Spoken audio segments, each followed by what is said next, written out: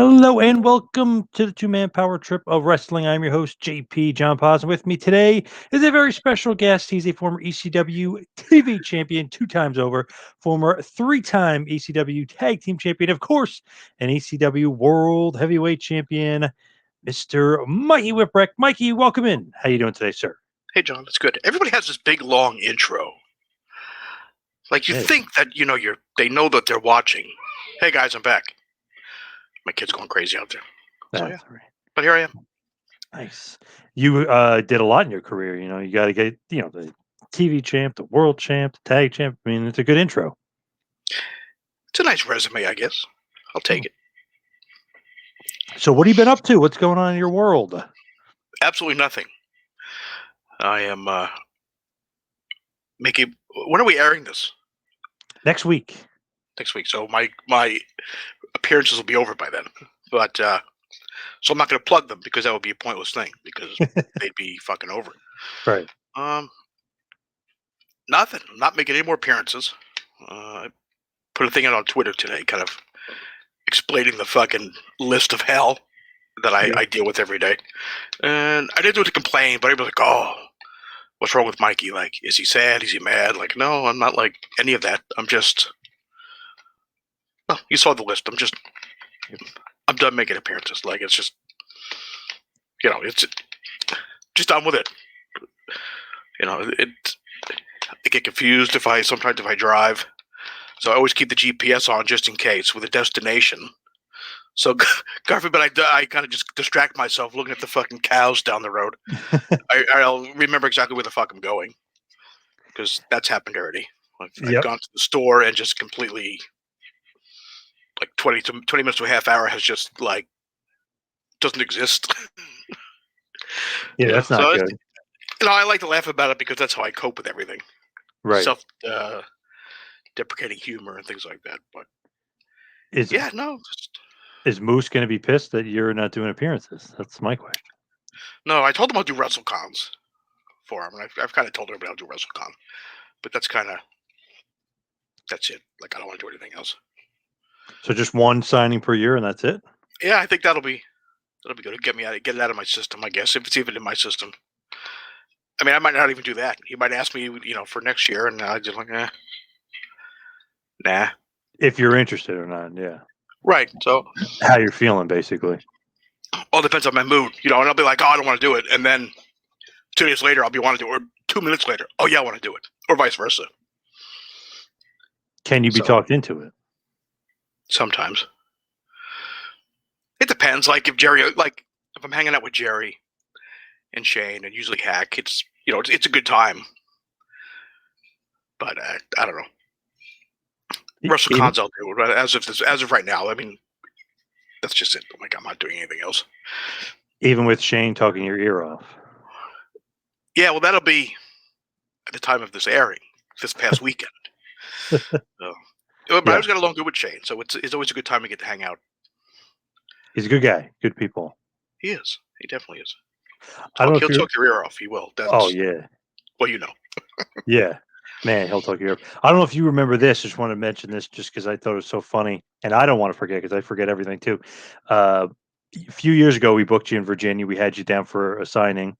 And we were sitting down having a beer with Eric Bischoff. I don't know if you remember that or not. Yes, I do remember that.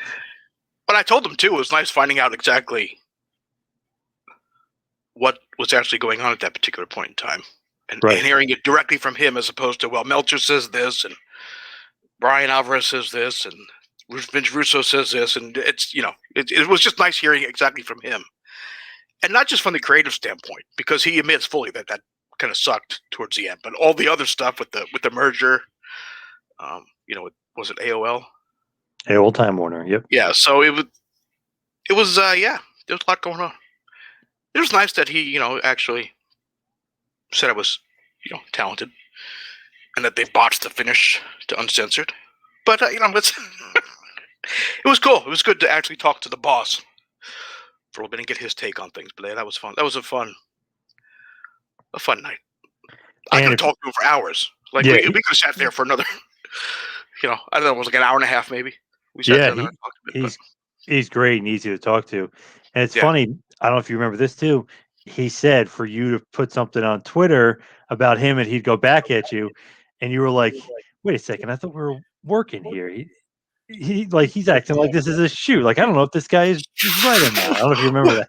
What did he say? It was just quite funny. I said, "Man, that was kind of stiff," Yeah. but it was, all good stuff. So while my time in WCW sucked creatively, it was very nice financially, and I look at it a little bit more fondly now, I guess, overall, but it still sucked. How did you get in WCW? Who was the guy that opened the door? Was it Sullivan? Well, Kevin opened the door for me in '96 because Nancy got me.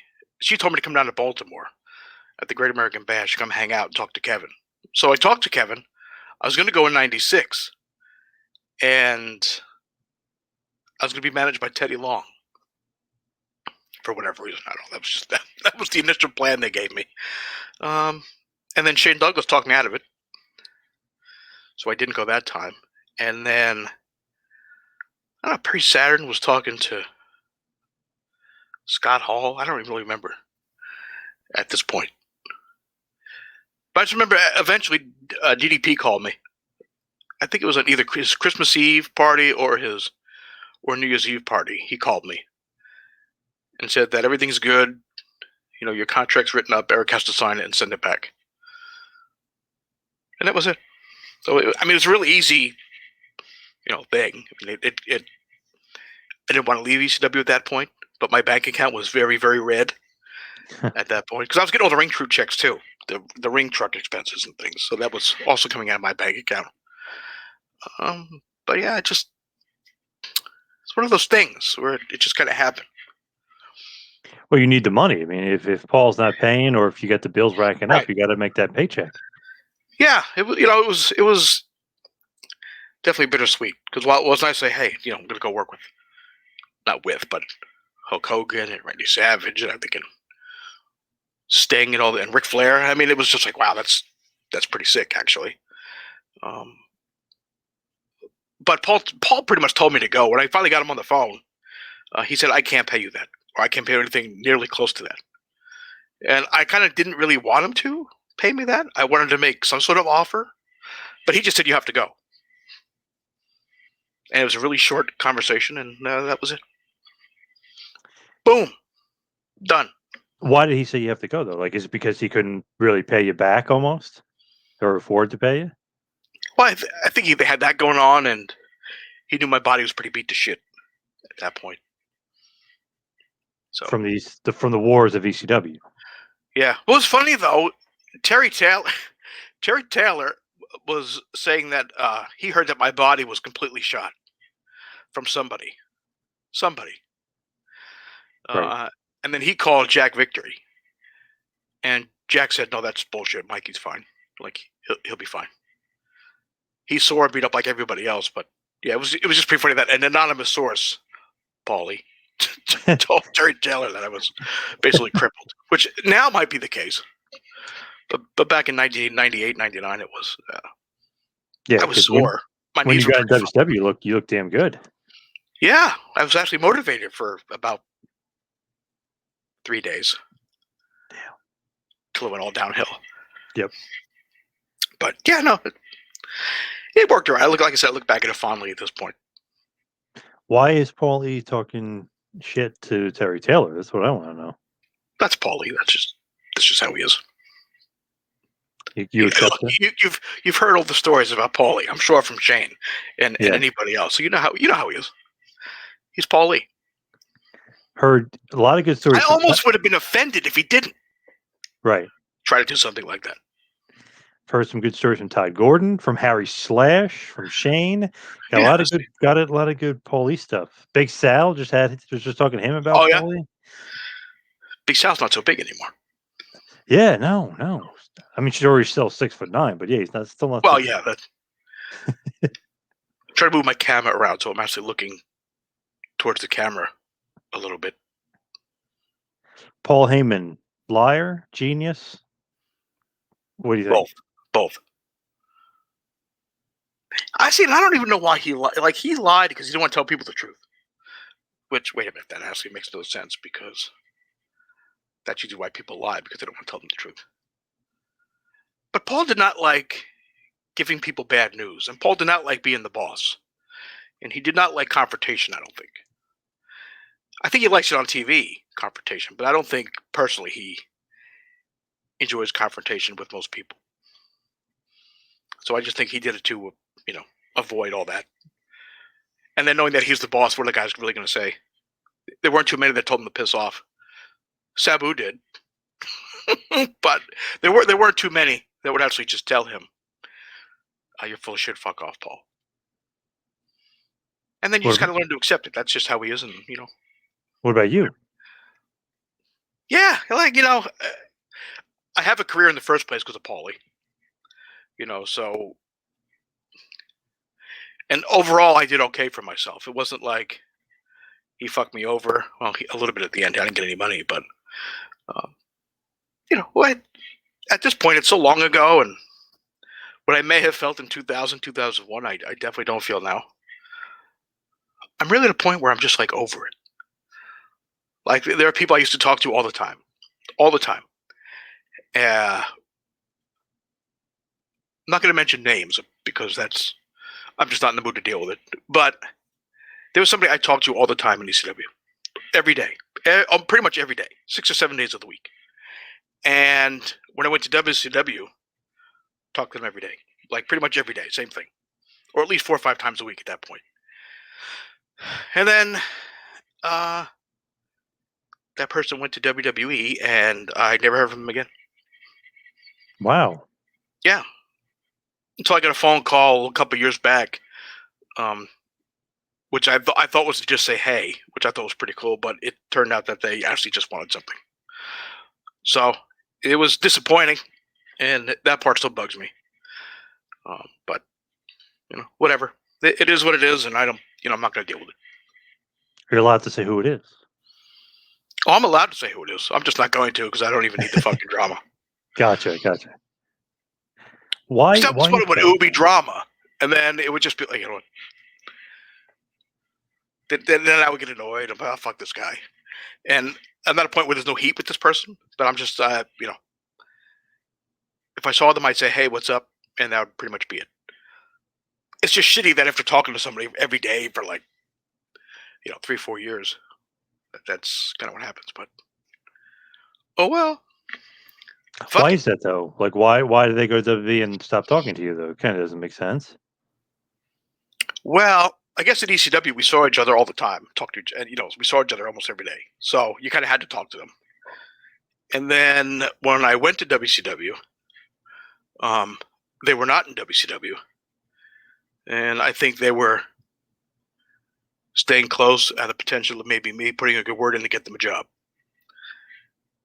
And then this person went to WWE, and then that was it. Never heard from them again. And like I said, until a couple, years back when they wanted something. Under the guise of just calling to say, hey. Right. Typical. What are you going to do? Fuck it. Damn, now I'm going to be thinking about who the hell could it be. Damn it. I'll tell you off the air who it was. All right. I was going to say, now my mind's going to be racing all the time. You probably won't be surprised. Okay. So. Interesting. Mm-hmm. As far as just going back to WWE for a second, because that just fascinates me. I love when like good guys get recognized and they get to, not that ECW small, but you go to a bigger company and you kind of get recognized. But did you think that there's almost too many guys there? Because they had so many guys on the roster. It was like, like so many guys that were great could get lost in the shuffle. I know you work Billy Kidman, you have an impressive match, but you can get lost in the shuffle over there pretty quickly. There's a lot of guys on the roster. There were a lot of guys. And they would bring all these people to TV. You'd have to call. This is the weird thing. One that wasn't really weird. You get your booking sheet in the mail with like your plane tickets or with your paycheck, and you get the booking sheets for the month. And you go through. You'd see the Nitro here and Tuesday night tapings here and house show on Wednesday. Thursday was Thunder and all the house shows and everything else. And I would look through the house shows. My name was never on the list. Every show had the lineup. So I'm like, okay, nope.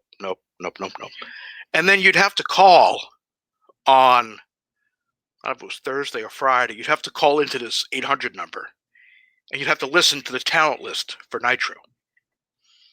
So you have to go through the whole thing. They'd be like, Medusa, and then Mikey Whipwreck, and then Macho Man or whatever. So I'm like, well, okay. And I heard my name a couple times, and I would go. But you see in the locker room, there'd be fucking people everywhere. And 80% of them weren't doing anything. They were just fucking there. So, I mean, I can't tell you how many times they booked me at the last minute. And they'd overnight my plane tickets. And they'd pay, $2,500, $3,000 for my plane tickets. And then they wouldn't do anything. Crazy. I would just sit there. Like, this is crazy. But, when you have that type of money, I guess. That's just crazy.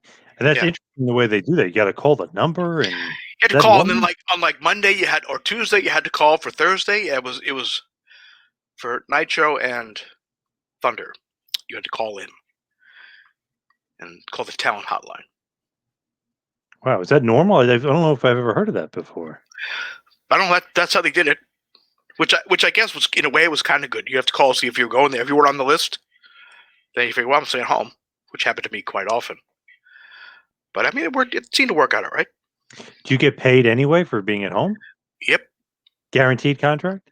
Yep. Oh, wow. Yep. We would get paid from the 1st to the 15th, and then that check would come like Tuesday, the following week. And then you get paid from the 16th through the 30th or the 31st. So the first paycheck of the month was always the same. It was 15 days. And then the second check of the month was either 30 or 31 days or 28 days in February, potentially 29. And it was nice. My bank account went up really quick. I knew exactly what I was getting paid every, because they take your yearly income and they divide it by 365. Right. And you get paid per day, and they just figured it out. 15 days is this. 16, 17 days is this, or whatever it was. So I could plan ahead and actually know what I was getting paid. Yeah, that's nice. Which was cool. I'm not going to complain about the pay. Would you be upset, like, if you weren't booked, or are you happy, like, hey, I'm getting paid anyway? You guys are paying me to sit home. In the beginning, I was getting very antsy because I was ready to just do something. And then out of the blue, they booked me for that pay-per-view with Kidman. Like 2 days before, they tell me. I'm like, okay. And then I did nothing again until I think the pay-per-view with Scotty Riggs. Yep. In Seattle. And then I did a couple things here and there. I did like a couple TV matches. I think I worked like Viano 5, Bobby Blaze. Van Hammer. Dude. Let's not go there. Hack. But for the most part, I wasn't really doing much. I wasn't doing anything. And I was like getting antsy. And then in August of 99, it was the week after. What's the week after? 2 weeks after. It was that fucking Nitro in Las Vegas where they had Kiss come out. Yep. I had that match with what was his name? Chase Tatum. Yeah. That was just fucking dreadful. Like I've never been so mortified of a match in my life. And yeah, it was soon after that I quit. They were pushing Evan Courageous, and I got mad. They put the cruiserweight belt on Evan Courageous, and I stupidly got mad and then quit. You regret that? Looking back, it's a very stupid reason to quit. But I wasn't going. But again, that's when you have to look back now. Well, if I didn't do that in the first place, if I didn't go to WCW, I never would have met Bobby Heenan probably, and we'd be on like on a first name basis with Bobby Heenan, which was fucking sick. Cool moment with Randy Savage. So yeah, I got to have all those things, and my bank account went into a nice place. And when I came back, my body felt a little bit better because I wasn't really doing much. And then we got to do stuff with the Devil and Tajiri. So it all worked out the way it did, and I'm not going to complain about it. At the time, I was complaining like you would not believe. But now I'm sitting here in 2021. I'll be 48 years old on June 4th. Whoa. Yeah, Damn. yeah. So figure that out, everybody. The young Mikey is now 48 years old. That's crazy. Yes. Say it ain't so. It is so. That's a great video, by the way, that Paul did. Yes. That angle got us kicked off Sunshine Network in Florida. Good stuff. Nice. But yeah, no, it was, looking back, it was a good experience, and had some fun. Frustrating as well, creatively, but it all works out in the end. What'd you do with the Macho Man? It was after the match with Scotty Riggs, and I'm walking down the hallway, and he's coming the other direction. He's fucking got the macho walk and everything, and I'm like, okay. And as he's walking by, he stops and goes, Mikey, brother. He goes, you have the sun, the moon, and the stars. You are indeed intergalactic. And then he gave me the fist pump, and he kept walking. And I'm standing there in the hallway like, that was fucking amazing. I don't know what the fuck, but that was just fucking amazing. Because there was no bigger Randy Savage fan than me. In the late 80s. He was my fucking guy. Hated Hulk Hogan. But yeah, I mean, good stuff with Randy. Meeting Bobby Heenan, talking to Bobby Heenan. Kurt Hennig, Macho, Mean Gene. Funniest thing about Mean Gene was hearing him curse in the Mean Gene voice. It was just funny stuff. What did Savage mean, by the way? Did you ever find out what the hell he's talking about? My T-shirt. Oh, Had okay. Gargoyles and whatever the fuck was on it. But he thought it was a cool shirt, but just you'd see him walking down the hallway, just by himself, with the macho walk. You know what it is. Yep. And then does the whole like this, and then the fist pump. I'm like, wow, that was fucking amazing. One, the fact that he knew my name was awesome. Was the first thing that fucking blew my mind, and the fact it was just Randy Savage doing a Randy Savage thing to just me. Purposely to me, not like you're at a rock concert and the lead singer points at you, right? You know what I mean? If this is like he was literally talking to me, so it was very fan like, yep, Mark like, if you will. But I'll fucking take it all day. That was like a good friend of mine. He was at SummerSlam '97, sitting near the first row, and he goes, "Oh man," he goes, and we were sitting differently. We were sitting up top because we couldn't get as good seats, but still great experience. He goes, "Oh man," he goes, "Did you guys see Bret Hart gave me the middle finger?" And we're like, "What were you doing?" He goes, "Nothing," but everybody around me was giving him the finger, and I was like, "But he probably was directed it to the whole crowd." Yeah. It was one of those things. Like, no, it was to me. That's funny. With the Macho Man, I wanted to ask you this. Did you see that documentary that they just did on him? I did. What'd you think? I think they harp too much on the Elizabeth shit. I mean, I know you got to cover it, obviously, because it's that's you think of Randy Savage and Elizabeth. I mean, that's just that goes back to my childhood as well. Yep. But I think it was a lot of.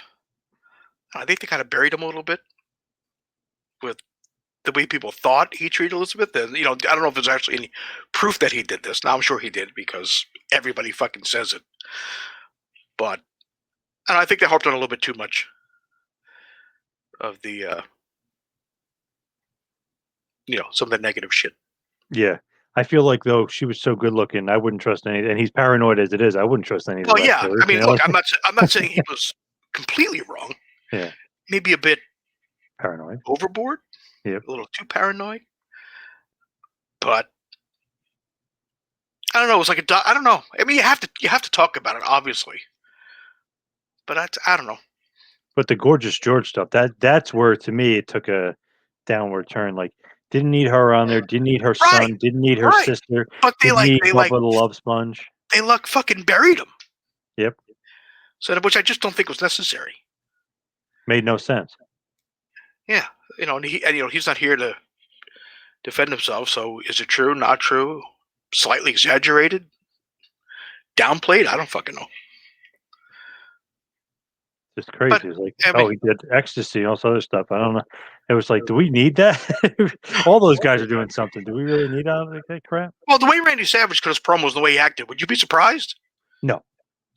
You know, it's like him and Warrior drinking one of those big giant fucking party size coffee things before SummerSlam '92. Yeah. You know, are you surprised that they're all fucking geeked up on caffeine and who knows what else? Yeah. But And I don't know. I didn't like that. Some of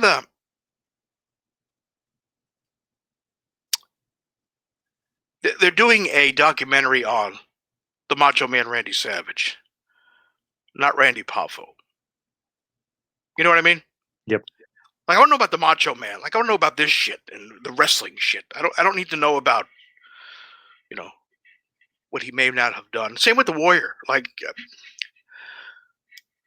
you know, well, he refused an autograph and then he had to cut a promo and he's getting mad at Vince for doing it. Okay. I mean, great. I mean, this is kind of shitty, but I think everybody's done it. He signed an autograph for me when I met him. Right. Me too. Same thing. Yeah. Twice. Yeah. I met him, So I mean, so you meet somebody at a bad time. You know, should he have done it? No. I mean, especially to a kid. If it was an adult, whatever, they'll deal with it. But you know, and did he really do it? Right. He was saying he didn't do it. Maybe he didn't do it. Maybe he did. We Who don't knows? know. He's dead. So, yeah. That's right. Again, another thing. You know, the guy's dead. What are you going to do? And they harped on the conservative stuff, which I thought was a little weird. They could have spent more time on the Rick Rude feud or something like that, but they went into the conservative stuff. That's what I mean. Like, okay, are we talking about the real life person here? Are we talking about the character? Yeah. Which is where it gets crazy. The business. You know, because Yeah. you see these people as these characters in real life. You go see them. Oh, it's been talked about a million times, like movie stars. You know, you don't go walking around. You meet Sylvester Stallone, you call him Rambo. You know what I mean? Yep. You know, you don't go to a Broadway play and watch the person playing Mary Poppins. You don't call them Mary Poppins. But you get a wrestler on TV and you meet them, you're going to call them the wrestling name. Yep. It's very bizarre. It is. I remember It's one like, time I was at a signing and somebody right in front of me, they were meeting Raven. This is like years ago. And he goes, "Hey, Scotty." And he like stopped right in front of me. "Do I know you?" And the guy's like, "Why?" He goes, "Are we on a first name basis?" He's like, "Oh, sorry, Raven." And then he signed again. Like he got annoyed that the guy called him yeah, Scotty. but like that's how it was. Yeah, yeah, It's very weird. Like if people call me John in wrestling, I get annoyed by it. But it makes perfect logical sense that it's weird. I don't. It's a very bizarre thing, and that's one of the things that wrestling has not caught up with yet. yeah. That's like if I go to meet Hulk, I'm not gonna be like, "Hello, Terry. Yeah, how are how are you, Terry Yeah, Hogan? yeah. Or Terry Bollea? How are you?" It's bizarre. You got to respect the boys. And you're Mikey. Come on, you got to respect the boys. Yeah, but that's what I mean. Like if anybody called me John, I'm like my mother calls me Mikey now at this point. Unless I'm in trouble, then I get the full John Michael out of it. But yeah, So if we could just rewind back to the beginning, and if you like getting into ECW, how does that happen? That crazy group of bandits out there. How'd you actually get in? I was on ring crew, and after the ring was together, my friends and I we test the ring, you know, check the boards, the ropes, everything, and we would just mess around, do high spots and stuff. I think I might have done a backflip off the top rope, landed on my feet, and I think Joey Styles saw me. Joey got Paul. Paul looked at me, and they said, "Do you want to wrestle?" And I'm like, sure." That was it. Untrained. Pretty much untrained. Sonny Blaze had a wrestling school. He didn't really know very much. He taught us to work the left and say hello to everybody in the locker room. And after That's about it. 2 weeks, we were kind of training him a little bit.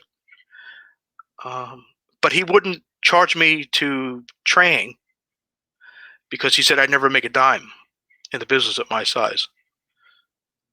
So I Wow. said, okay. So I would clean the gym. That's how I paid for it, and I'm the one that got over and made money in the business, which was kind of ironic. Yeah. Good You for hate me. those words. Yeah, How'd you get on the ring crew though? Like, who owns the ring? Who's bringing it in? Sunny Blaze Oh, owned it's it, Sonny. and yeah, and Todd Gordon rented it. And we did 1 or 2 shows um, before I started. It was like that second or third show that I started working. What'd you think? Like, wow, this place is different. This isn't like, Macho and Elizabeth and the pageantry of the WWF. This place is crazy. What'd you think of ECW? Oh, I loved it because it had a lot of top guys there. When I first started, I remember looking at Shane Douglas and thinking I saw him from like the back side, and the guy was huge. I thought it was Lex Luger was there. And I turned around, Shane Douglas, and I'm going, wait a minute, he's supposed to be a little guy. Was that I'm saying to myself, oh fuck, I'm really little. Like I am like Yeah. tiny. Like 5'9", 5'8.5", 5'9". Next to Shane, who's almost 6 foot, 5'11". Yep. So I'm like, oh my god. But and I'd never really been to an indie show before that. Like I had no idea like what to expect. Like I never went to one. It was always WWE at the Nassau Coliseum or the Garden. Um, but you had Terry Funk in the locker room, Jimmy Snuka, Hawk, Kevin Sullivan, Woman. Who else was there? Mr. Sabu. Hughes, Seb. Well, I didn't really know Sabu at that point. I said, "Who's this fucking scarred up guy?"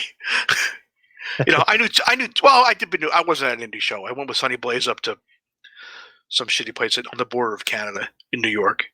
So I'd met Taz before and Dreamer, and of course there's Paul Lee. Sherry Martel was there at that point. Pretty good crew. Yeah, it was amazing. Like I'm just like geeking out. Like oh my god, oh my god, oh my god, oh my god. And then we had guys like Sandman and Tommy Cairo, who Tommy Cairo I knew from because he would come up and train at Sonny Blaze's ring.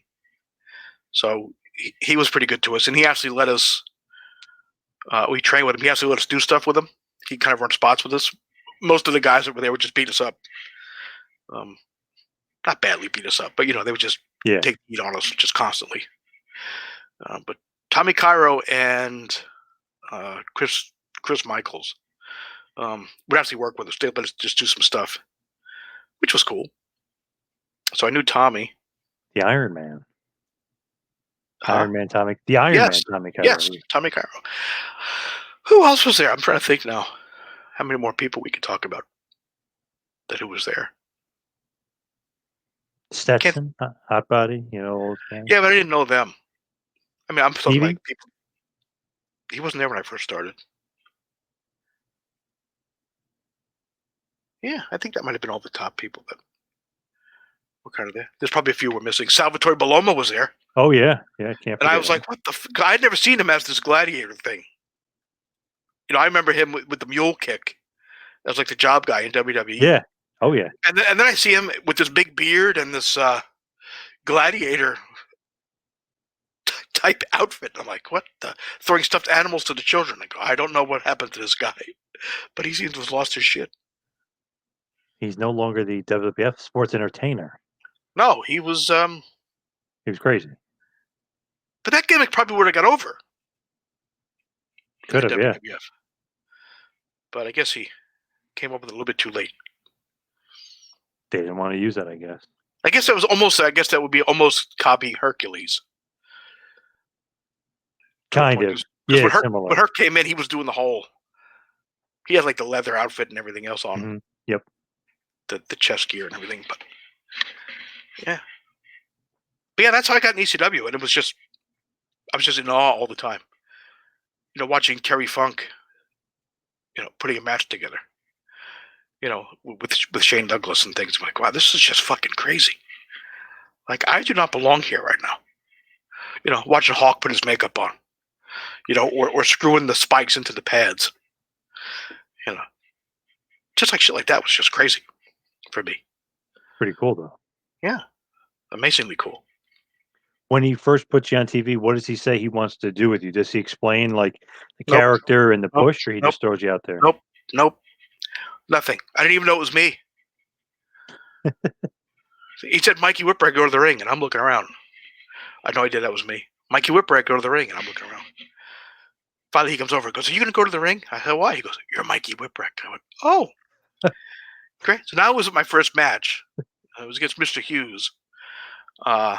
So I'm already fucking shitting my pants, and now I'm walking to the ring thinking I'm in trouble already. So I thought this was going to last about 5 minutes. My career. Where does that name come from? Is it Dennis Whipwreck, the promoter from Yeah, Maryland? Is that I guess he was using the job guys and taking just different promoters with their last name, kind of playing with it a little bit. because wasn't what Good Heart, but he turned the guy into Heart Good or Hard something? good, and then I don't know. There might have been somebody else, but I didn't follow indie wrestling, so I had no idea who Dennis Whipwreck was. I go, where the fuck did this name come from? I'm like, this is terrible. So I remember telling my friend Storm and Norman, he was all happy and cool as shit that I got to do something, and I'm like, dude, what about this fucking last name they gave me? He's like, yeah, it's fucking terrible. Like, this is awful. Like, fuck. But It's here I am, weird. Like 20 he some just odd makes it years up later. like that. Yeah. Horrible name. Horrible name. But it's stuck.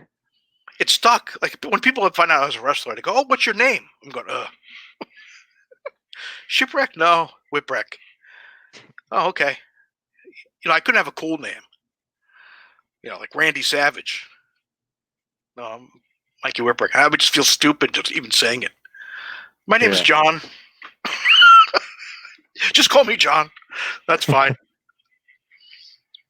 Did he ever explain to you like where it came from, or he just was like, "Nope, that's your name. I like it, and go out there and go That was wrestle." it. I don't. He didn't. He didn't expect me to be more than a job guy. You know what I mean? He didn't know that I would start to get over. Like he didn't. He didn't. I don't think he planned it in his head. It just kind of one of those things that just happened. Um, but yeah, but the whole Buffalo thing because of the Buffalo Bills. They were into the Super Bowl about 36 times and never won. Yep. So they were losers, and the song. So yeah, I mean he pretty clever. I mean I wouldn't have thought of hey let's make it from Buffalo because they lose all the time.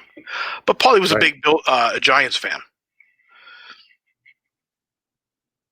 So New York guy. Yeah. yeah. So, well, so's Buffalo, kind of. Yeah. That Canada South. Yeah. I was gonna say it's more like closer to Canada up there. Yeah, Yeah. Screw them. but yeah, it all worked out. Like I can't complain.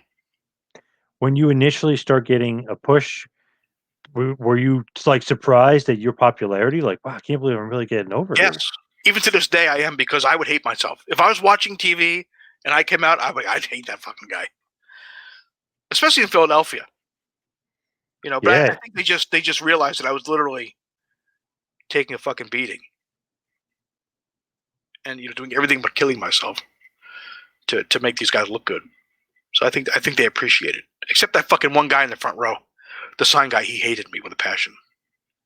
Yes. Hated me. He wouldn't even talk to me outside when the shows were over.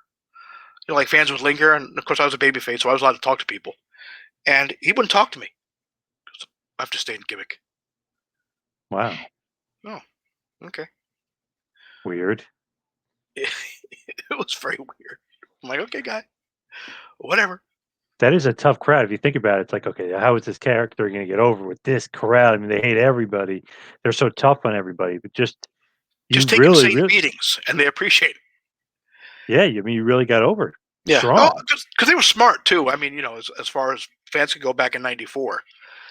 I mean, so they kind of knew what was going on, but even though they thought ECW was kind of more real, but they knew I was out there just getting killed. Like, I mean, I'd fly over the top rope and not put my hands out and just smack on the floor, which today sounds really dumb in retrospect. Yeah. But you're 20 years old, 21 years old, nothing hurts. You're invincible Yeah. until you're not. What did you think about like the popularity, but then getting the push, getting more TV time. Like you said, like not really trained, but almost teaching yourself on the job, like how to work and stuff. I mean, what did you kind of think about that as you're going along, getting more confident and more comfortable? No, no, because every time um, he was like adding to it. Like okay, I actually had to do a move at one point. I bipped Jason off the apron, and then I actually had a match with Jason where I actually had to have offense and kind of do things.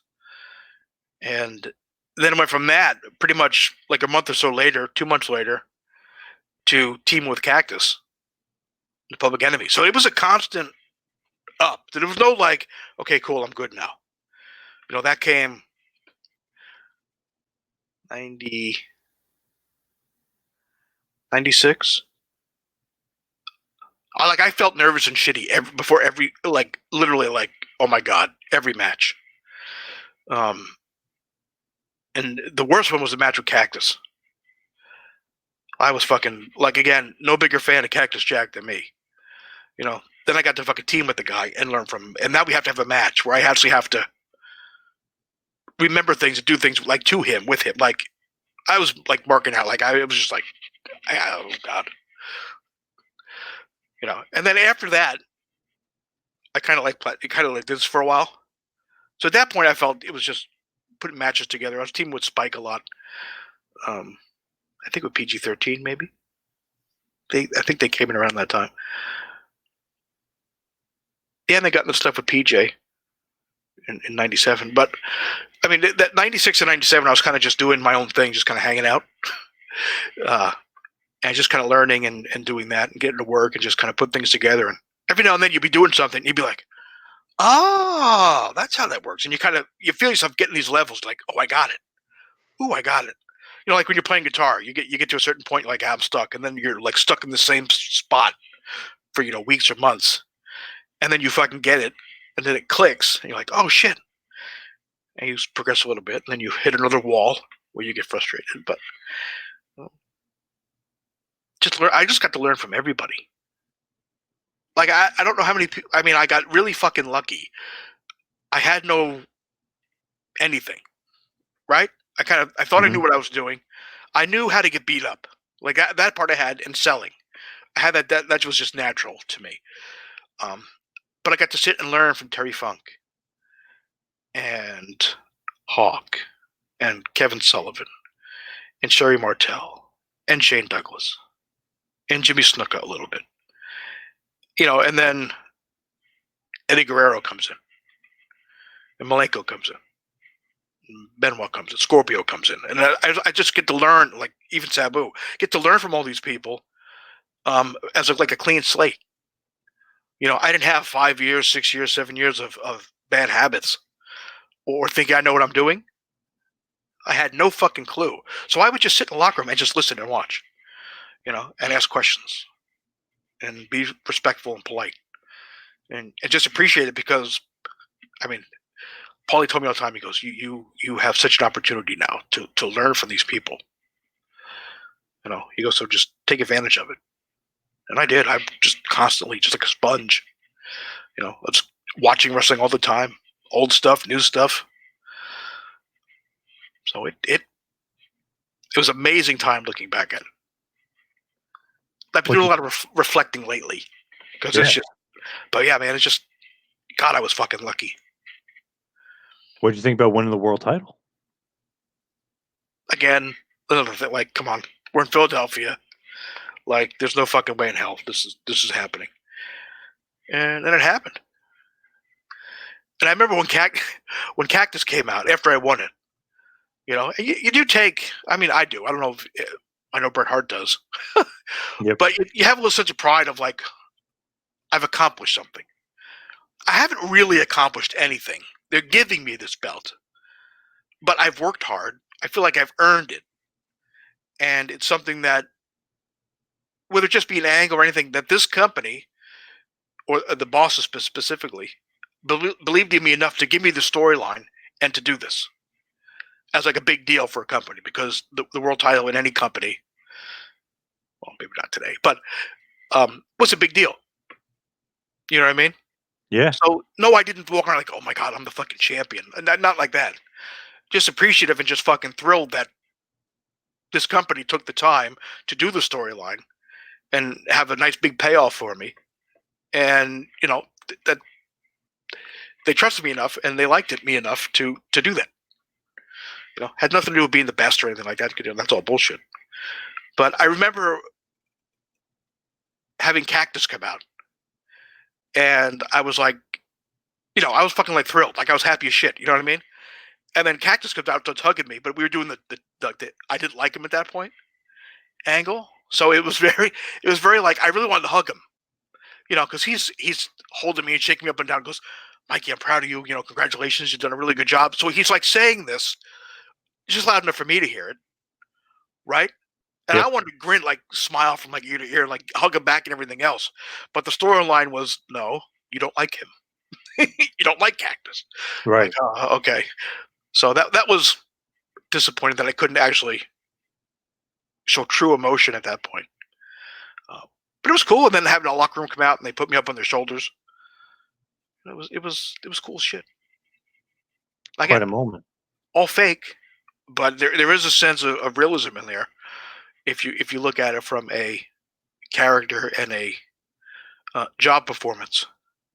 It's like getting a nice raise or promotion at work. Only to a month later say that you suck and we're taking back your promotion and we're demoting you again. But it was fun. I can't I cannot complain. It's an awesome moment, though. Yeah, it was great.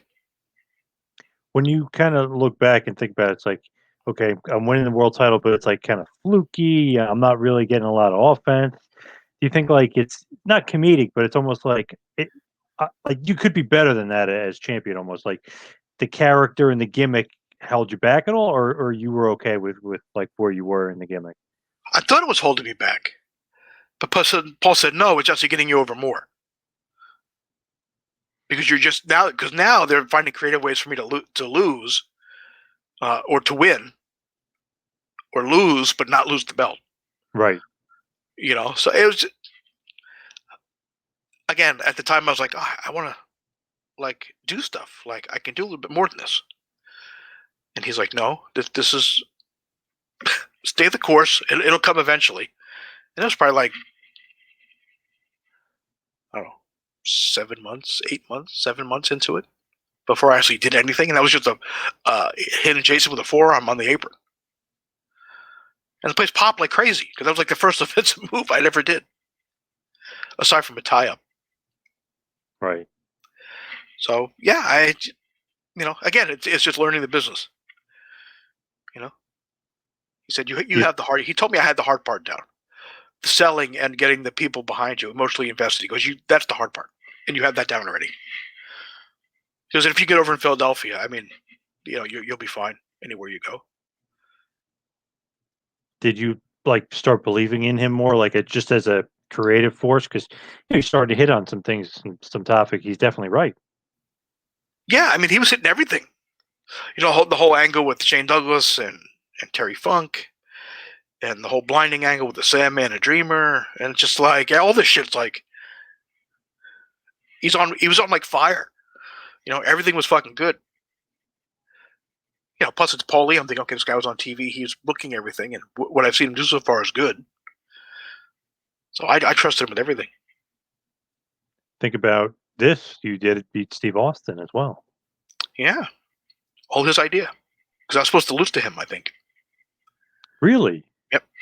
And he said no, that he should put me over. And then it was weird too because I went working with Sandman, who calls everything from A to Z, like down to like you'll hear him counting in the ring sometimes. You hit me, 2, 3, 4, whack. Like like to that cadence. I mean, I'd hear him in the ring. One time we were doing a double down, and he's counting 2, 3, get ready to move. 4, yeah, it's just wacky. And then going to work with Steve, who called the finish, and that was it. Well, he said, okay, we'll start the beginning. I'll take the guy out of the ring, I'll jump you. and then sunset flick, hook the tights. That'll be the finish. I said, okay. So I figured I'm just going to get beat up all the time, you know. And then we're on the floor, and I will never forget this. At least I hope I'll never forget this. He shoots me to the rail, and he gives me the Iggy to reverse it. And he says, take over. So now, in the split second that it took, 2 seconds or whatever it was, I'm like, I had to comprehend the reverse because I didn't feel that coming at all. Then I'm listening to him tell me to take over. He takes the rail, and as I'm walking to him, I have no idea what to do. Take over? What the fuck am I gonna do? Then I'm thinking, this is fucking Steve Austin.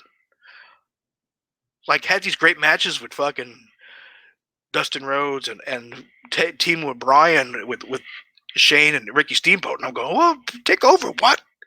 So I started punching him, and then I roll him into the ring.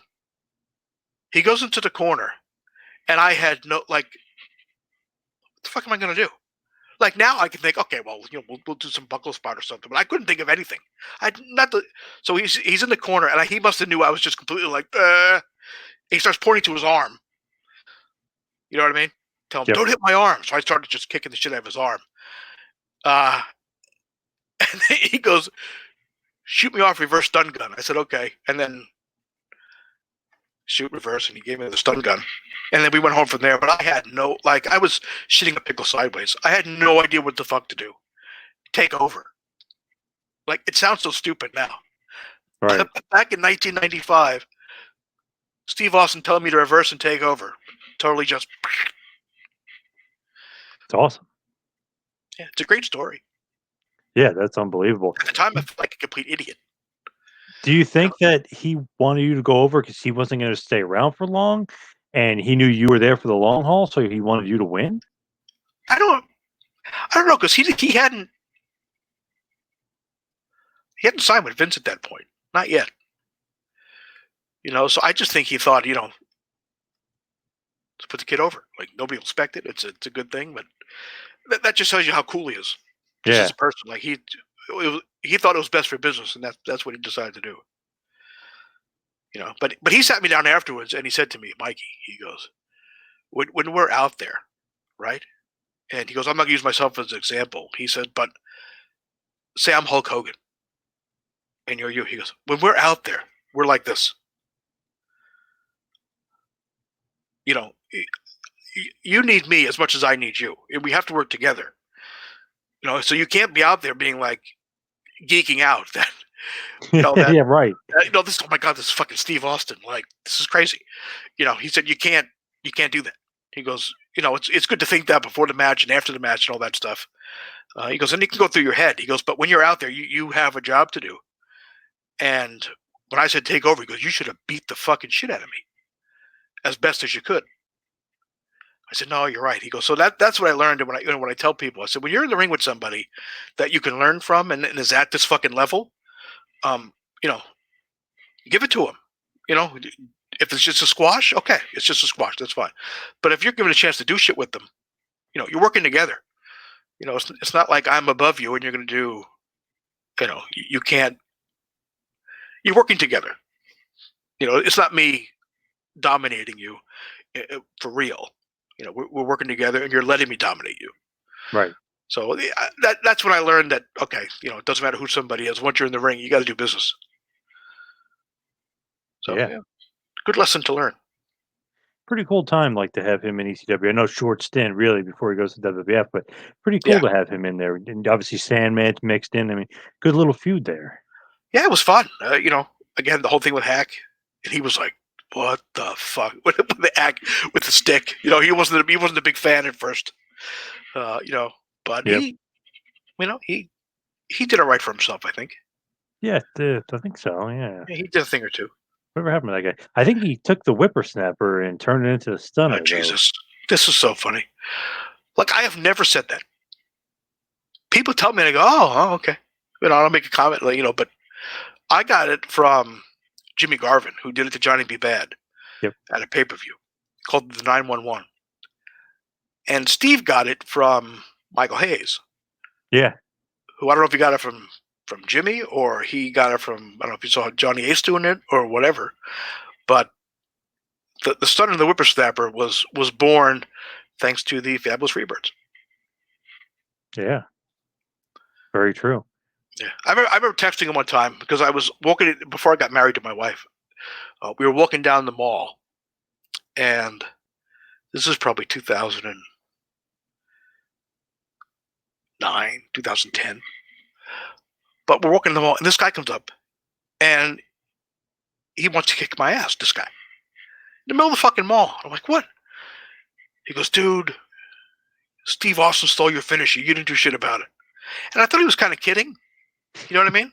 But no, Yeah, he was of serious. course. Like he was seriously angry and wanted to beat me up because I'm a pussy cunt. He said, and let Steve Austin steal my move, and I didn't kick Steve's ass. So I'm going to get into a fight now with this guy because he thinks that Steve Austin stole my move, and I didn't do anything about it. This is fucking. So then the fucking Paul Bart comes over, this fucking little segue thing, and he, calms things out. But I remember I texted Steve right away. I said, dude, I got into a fight with this guy because, what happened. And he goes, people are fucked up.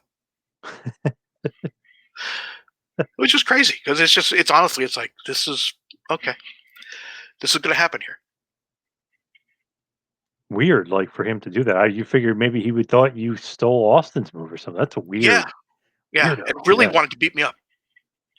I guess because he figured he couldn't beat up Steve Austin because of Steve Austin, but he could probably beat me up. Right. So in a way, if he beats up the guy who gave Steve Austin his move, then I guess that's some sort of victory for him, I guess. The Whippersnapper, you remember Joey Styles gets so excited about it. Yeah. I didn't get so excited about it. But I used to do it off the fucking middle row. Yeah, that's got to hurt your back and your spine, right? Fuck that. People ask me, can I do it? Go for it. Knock yourself out. So I just started trying to come up with stuff to do it differently off the mat, just different reversals and stuff to get into it. Because I figured that'd be a little bit more. I'll get a little more mileage on the tank. Yeah, your tailbone. Yeah. Oh my god! In the ECW ring, it wasn't too bad because that was a nice bump and ring. But you do like an indie or something like that, or even sometimes, the ring would after matches, the boards kind of shift a little bit. Sometimes you get some board overlapping another. Oh, the worst. Man, yeah, crazy move though. Like if you think about it from the second row, because that's you taking that impact. Like, yeah, like I figured it'd be fine because I've done leg drops. I figured it'd be like the same thing, but no, it just.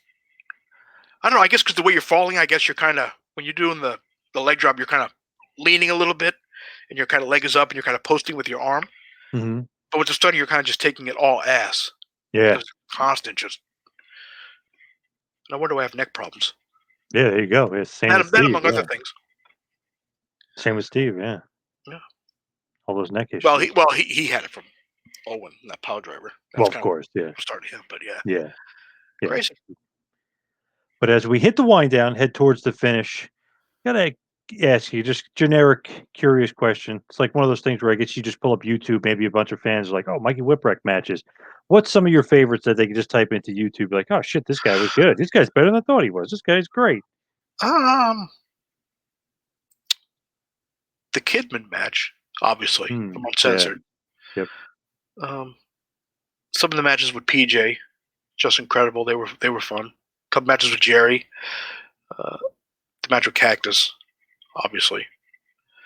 Probably my favorite is probably the match we did with the FBI, me and Tajiri, the night we dropped the belts to them. That was a real fun match to do. I remember enjoying that one. So, some of those. Maybe not the match with Van Hammer. That might be one that you want to avoid.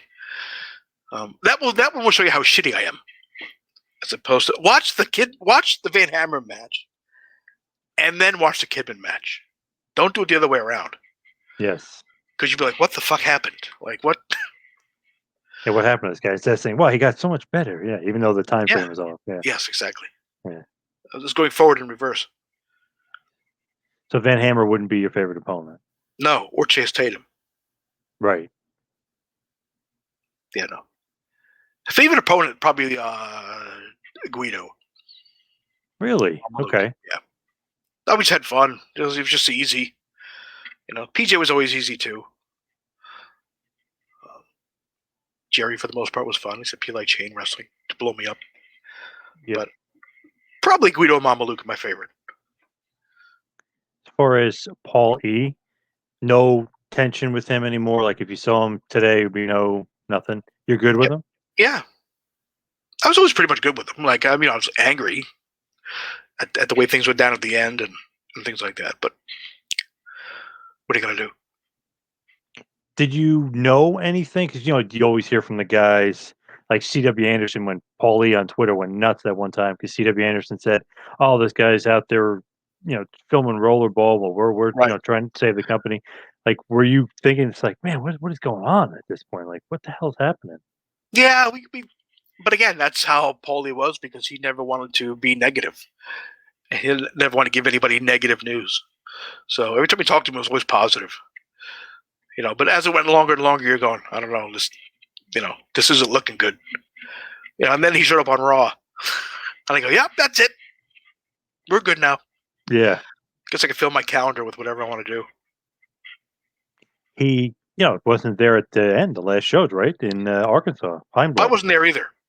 Oh, you weren't at the last one. No, Okay. my last show was that pay-per-view. Oh, not too far before. Well, before it ended. Okay. Yeah, January. Was it January? Hmm. December? Whatever. The pay-per-view was the last show I did. You knew like that was the end, and you were done. Yeah, once he came up on Raw, we're like, okay, that's the end of this. Yep.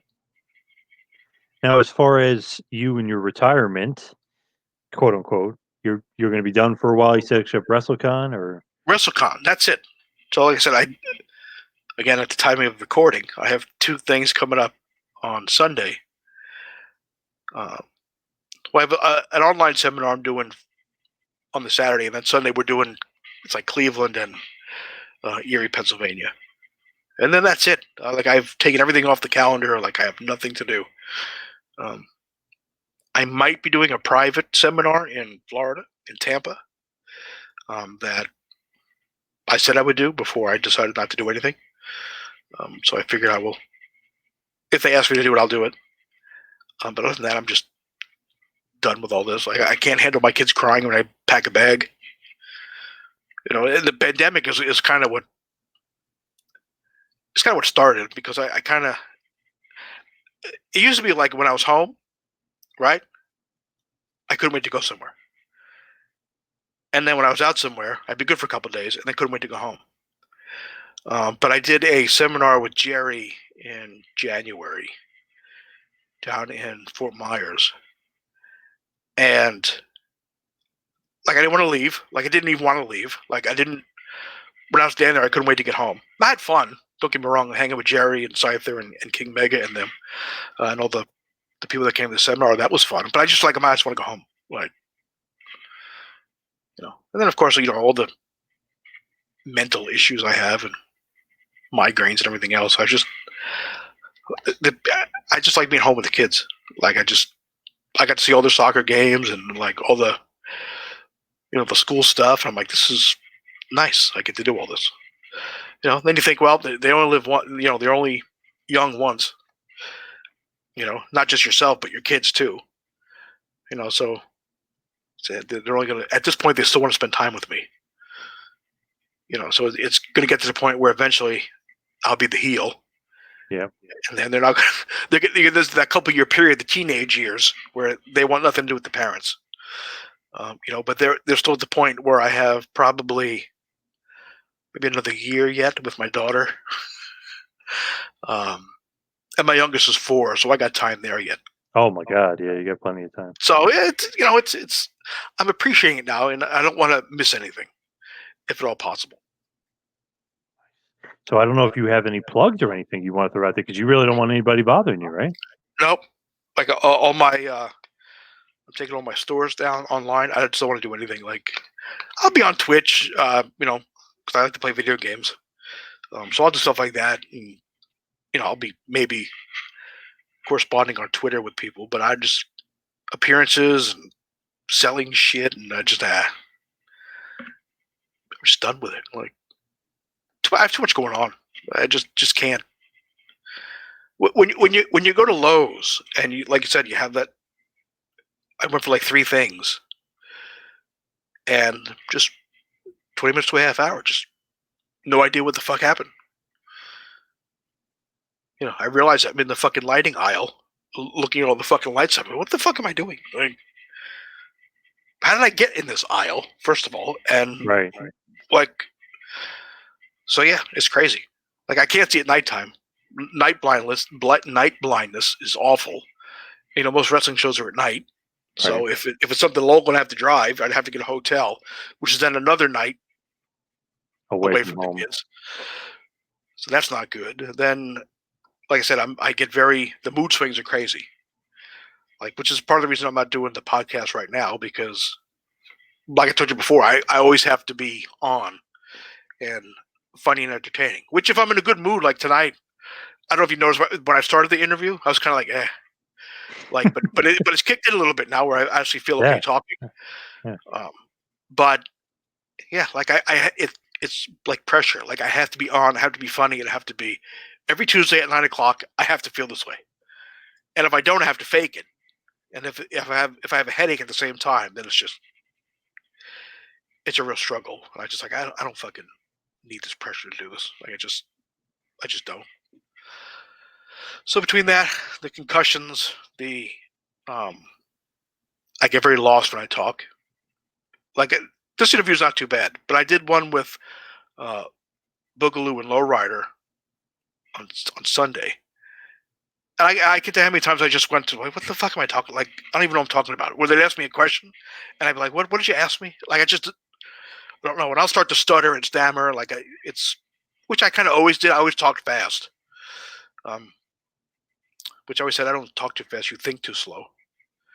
That was always my thing. But now it's at the point where I'm like, like, I get tongue tied so easy. So it's just it's frustrating, and it's crazy. Like I said about I can't hear anybody. Like, it's what we watch a show with my wife, and I'm at the point now where I'll turn closed captioning on, so I don't have to ask you what do you say, so it's crazy. But no, it sucks, and it's frustrating, and me having moments of, like I said, 20-30 minutes of just dead space. I don't think me going out traveling by myself all the time may be a good idea. I think it might be nice not to do that. Not that I'm overreacting to it, but I don't need to have an incident where I'm in a car and kind of space out. And like I said, I don't know if I'm spacing out and I'm fine. Like, if anybody would talk to me, I'd be fine. Like, they'd be, oh yeah, hey, they might think I'm a little off, but I don't know. Like, I don't know what I was doing for this 20-30 minutes, because my wife had just disappeared. Wow. Yeah. So could be scary. Yeah. So I don't need that, and I don't need to be driving my car anywhere on a road trip at night where I really can't see already. And then I fucking zone out, and then God forbid I hurt somebody in my car or myself or anything like that. So I don't know. I got these two shots I got to get through, which hopefully hopefully I will do them successfully, and this airs, it'll be, oh yeah, he did those. But hopefully they'll go nice and smooth, and we'll be good. The promoters have to put me in a hotel. Because I'm leaving Saturday afternoon, so I can drive Saturday afternoon in the daytime, and then the signing's over at 6 o'clock on Sunday. But he's putting me up at a hotel Sunday too, so I don't have to drive at night. So I'm appreciative. Yeah, not bad. Yeah, I don't sound like I'm whining and being like a downer, but these are the things that are happening. It's just, it is what it is. It happens, yeah. Yeah, I'm at the point now where I probably have to start looking at maybe getting a hearing aid. I'm like, this is like, and that's the stuff that makes me crazy. The mood swings, I can kind of manage them at this point. But if you can't hear, you can't hear. So like, what do I do? I keep saying what, or do I have to go to those miracle ear people? And I don't think I could probably fake it. I could probably get because I know on the iPhone, it'll like amplify the sound for you in the room. So I'm thinking, well, if I do that, I have my phone, and they just think I have earbuds in, then it won't be too bad. But if I have to walk around with a fucking hearing aid thing, I got 48 years old. It's kind of embarrassing, And a little young for that. It's silly that you like. Well, I'm embarrassed, but it's what it is, But I just don't. I don't like it. It's bad enough I feel fat, and then people see me and it's like, oh well, it's Mikey, but this looks nothing like Mikey. And then you hear the comments, "Hey, Bundy," which is not necessarily an insult because I love the great Bundy. Yeah. You hear Butterbean, or you hear the rumblings as they're walking past the table at the conventions. And of course I play it off like, haha, hey, funny guy. Hey, so don't forget Uncle Fester. Yeah. But like even like Sandman calls me fat all the time. But when he says it doesn't really bother me. Because I know it's hack and that's just how he is.